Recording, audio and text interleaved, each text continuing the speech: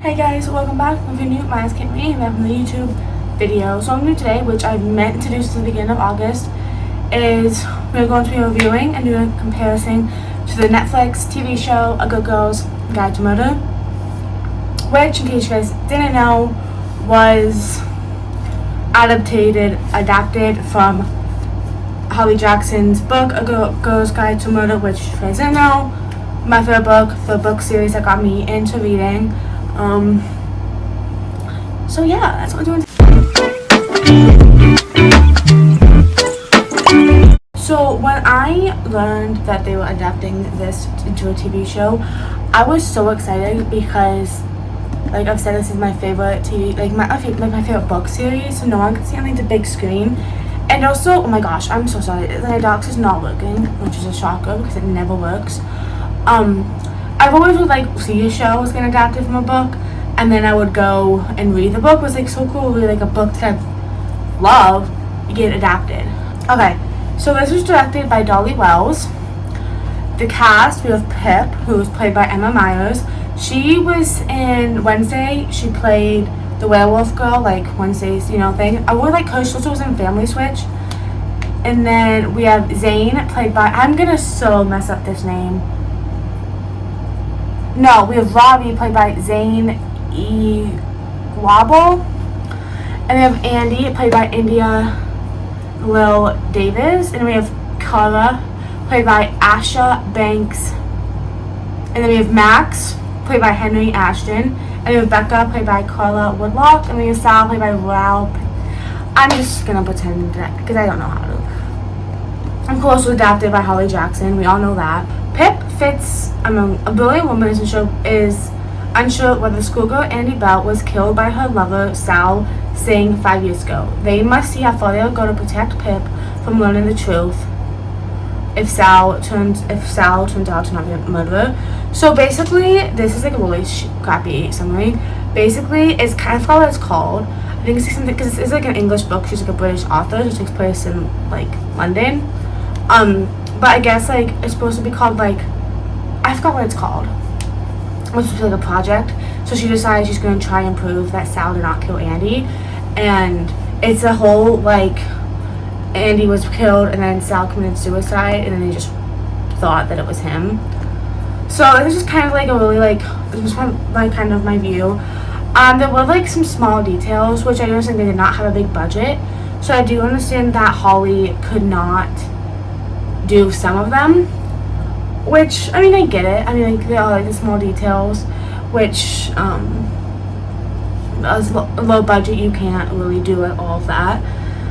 But I do think that the casting was really good. I think that the actors did well. I really enjoyed Emma as Pip, especially because she's not British, so having her do a British accent. And the guy who played Max, if you guys don't know from the book, Max is a bad guy. He did really well of portraying that character, which whatever. And then I how he did the opening credits, just how how it was made or whatever. But honestly, I give it 7 out of 10 because even though it was kind of let down. It just felt kind of slow at points, and then other points it felt extremely rushed. But hopefully we get a season 2. But yeah, so if you have not read the book, we have some spoilers. So if you have not seen the show, we're going to talk about the show. We get to see, there's scenes where you see Andy and Sal together, which in the book you don't really get, not a backstory, but you don't really get to see that, which was kind of cool how we got to do that. And then there was some foreshadowing with the other books. But if you haven't read the book, differences between them. So if you haven't read that book and you don't want to know the differences, then don't watch. In this, Becca and Pip were not best friends. I don't remember because I read the book forever ago. I knew they were friends, but in this, they had nothing. But I think they become closer in the other books. And then the dad called him Pip Chicken instead of Pickle. And then in the book, Ravi and Pip, they kind of are a team. They do everything together. But in this, it just seems like Pip does all the work, and then she fills Ravi in on everything. And then the big thing is that Nat, DeSylvia, and Andy being friends, because the big thing is that Nat was bullied by Andy, and that's why she was a suspect. And then Andy not being a bully, which the whole thing you kind of find out is that she wasn't as good as you would think she is. And then it'll make something that you find out in the third book make more sense. And then they never retrieved Sal's steps to figure out that he was innocent, because they kind of like the investigators did, like they like traced it back to the crime scene and realized that couldn't have happened. And then when Barney, this dog, died, he died by getting hit by a car instead of drowning. Oh my gosh, instead of drowning. There's no Stanley Forbes, which I mean, he wasn't like a big role in the first book, but we haven't read the second book. He's a huge role in that, which I just like they probably couldn't have with the budget. So I'm hoping they don't ignore, they get a second season. Let's talk about the whole Andy fake, because we have this girl.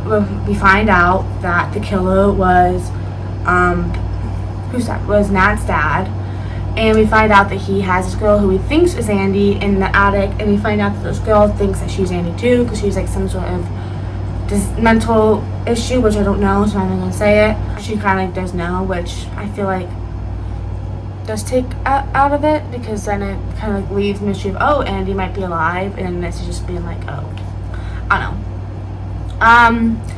Andy wasn't buried in the septic tank by her house, it was somewhere else. And then in this, what really ticks me off is Max never admitted to drugging and raping Becca, and then we never find out that Nat was raped by Max either, because like the big thing is the reason Andy died is because Becca was assaulted by Max. She tells Andy, and then Andy doesn't care, and then they get in an argument, and then she accidentally kills her, which I completely forgot about that. So when I first read the book, when I first watched the show, I was like, why do they do that? So I feel like just because they never got his confession on tape, and that becomes a big story in the second and the third book. And then in this, it just kind of felt like instead of her figuring everything out, people kind of told her what was happening. But yeah, I mean,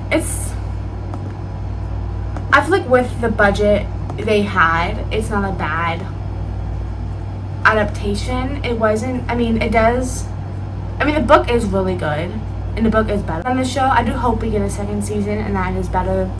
And yeah, so you guys should probably stream it as many times as you need, because the more streamed on Netflix means that we get to have a higher chance of getting season 2. But I hope you guys enjoyed today's video, and I'll talk to you next week.